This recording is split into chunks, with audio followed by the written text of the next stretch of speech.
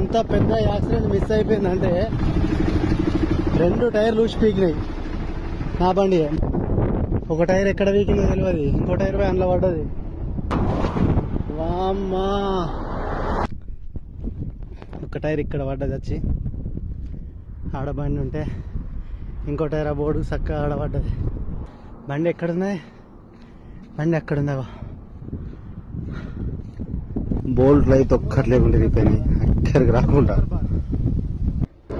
నాకు గజ్జం అన్నది అమ్మ, టైర్లు ఊసిపోయింది.